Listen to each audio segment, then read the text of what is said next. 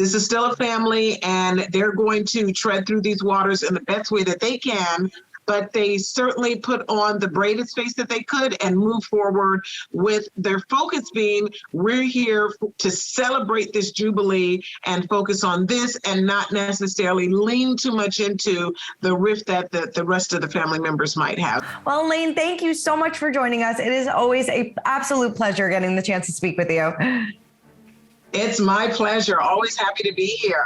Yes, and this was probably one of the biggest royal weekends in a very long time. We saw the Queen a little bit out and about. You know, she did cancel some Jubilee appearances due to some discomfort, but based on what you saw from her, how do you think she is feeling? How do you think that she was kind of holding up during this this long weekend celebration?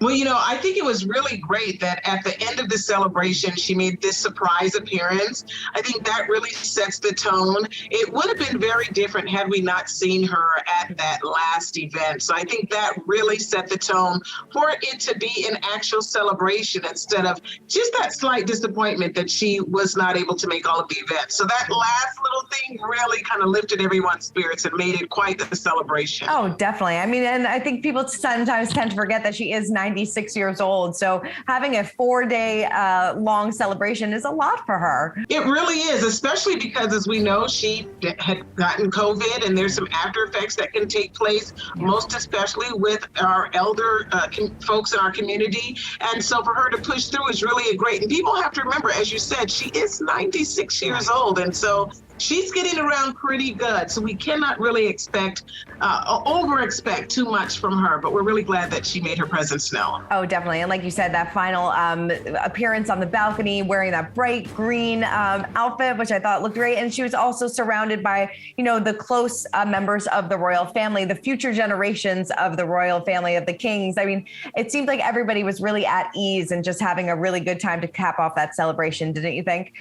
I absolutely agree. Yes, you can tell that this is what the monarchy is going to look like as we move forward into the future. And I think she wanted to really be sure to set that precedent, especially this year in particular, with it being such a monumental year, the 70th year, and the fact that we are probably going to be seeing a transition within the next few years here. This was definitely a moment set in time. Yeah, definitely. And, you know, there was a lot of lighthearted moments throughout this weekend as well, especially with William and Kate.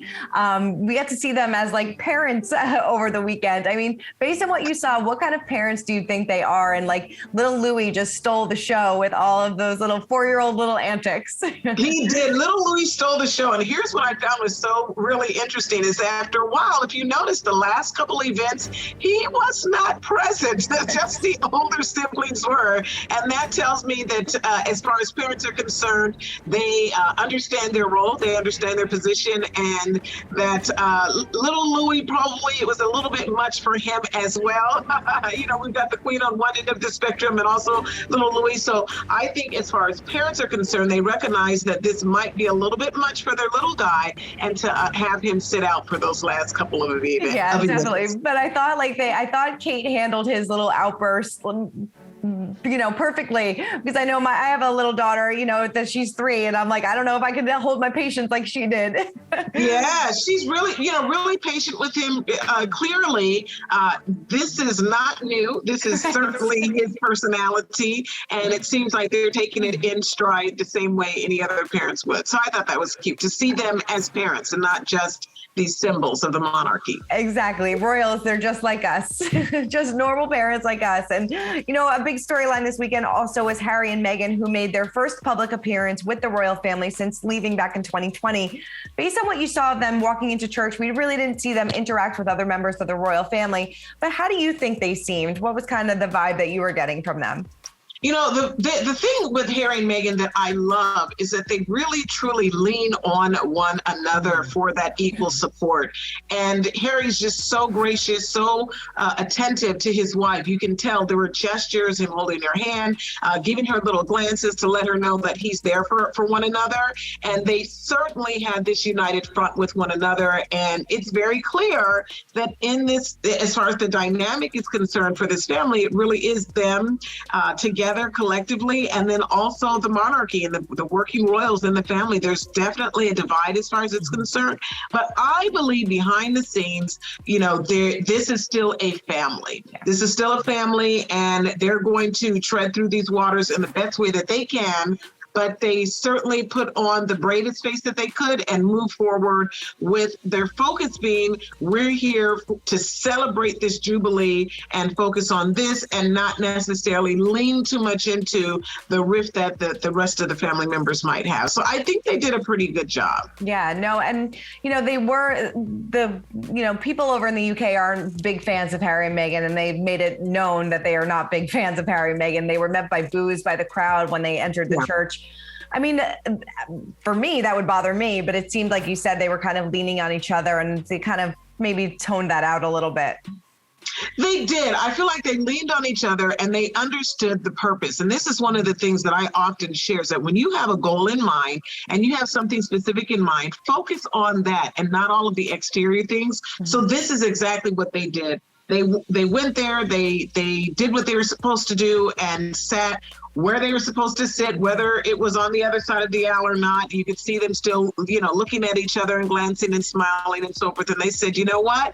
This is a moment in time. We're going to get on the other side of this and live the rest of their lives, because what they do have is a very, very warm welcome reception back here in the U.S. And what we saw this weekend was just, more of what they were already experiencing, but in a very forward way. Hearing the folks boo and so forth. People probably already had those boos in their hearts from when they were there, and now they feel justified to outwardly boo them. And this is exactly why they said, you know what, we're going to step away, because this is probably not new treatment. It's just probably more forward, I think, if that's the word. Right. It probably made them be like, all right, we made the right decision for us. And, and I wonder if that was maybe why they didn't step out, because they were invited to the party at the palace and things like that, and they didn't go to any other Jubilee events.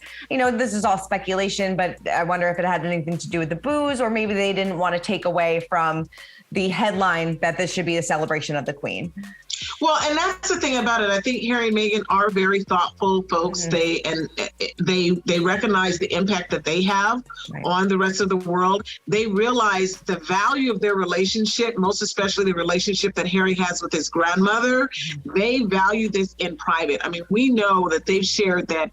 Although this was the first time for the Queen meeting Lilibet in person, this is not the first time for her meeting them. They talk about how they spend time over video conferencing, and they share that whether it's holidays or what have you. So Harry has a very close relationship with his grandmother, and I believe that he cherishes that more than a public display of family and affection. And I think that means more to them than anything else.